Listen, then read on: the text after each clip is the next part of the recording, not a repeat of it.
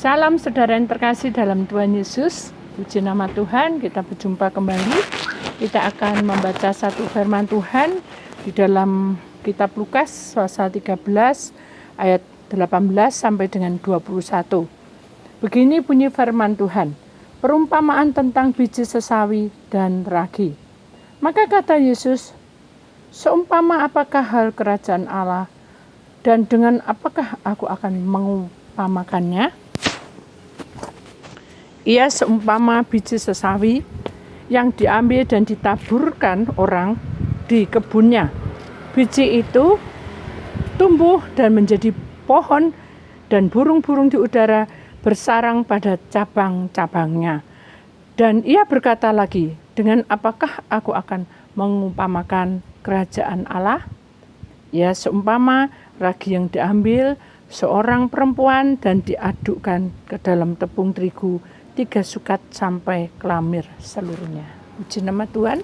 Saudara yang terkasih di dalam Tuhan Yesus, kita tahu bahwa orang yang mengiring Tuhan itu selalu harus melewati suatu proses, ya. Di mana satu proses yang harus kita ingat bahwa kita ini diumpamakan Tuhan adalah biji sesawi itu tadi yang ditanam. Dan kalau kita masuk lagi di dalam firman Tuhan, iman kita itu juga seperti biji sesawi, ya.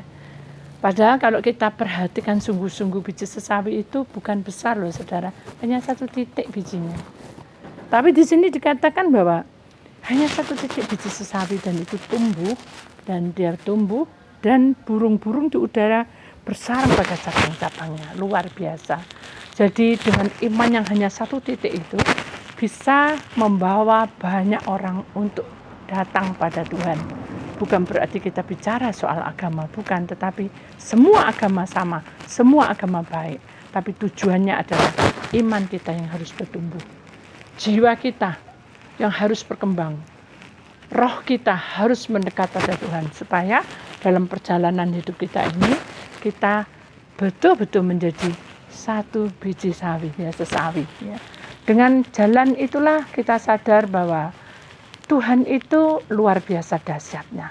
Dan kita tahu bahwa rancangan Tuhan itu selalu indah pada waktunya. Seperti ada di belakang saya ini saudara, pohon cemara kalau kita ambil gitu saudara, ya. Kita cium baunya agak langu-langu, tapi ini cirinya, ciri khasnya. Bahwa pohon cemara yang seperti ini, ya, baunya pasti langu-langu. Tapi senang sekali. Kenapa? Karena pohon cemara ini ada satu kisah buat saya di mana pertama kali saya jatuh cinta pada Tuhan melewati pohon cemara pada saat Natalan, ya, di depan hidung saya pohon cemara lagi hias, dan saya waktu itu ikut ibadah karena diundang dan orang tua saya datang, dan pohon cemara itu daunnya mungkin luka, ya, terus berbau agak langu-langu. Aku pikir apa itu? Ternyata pohon cemara itu mengenai hidung saya, sehingga saya tahu bahwa pertama kali saya jatuh cinta dan mengenal Tuhan pada saat Natal itu, dan pohon cemara berdiri kokoh.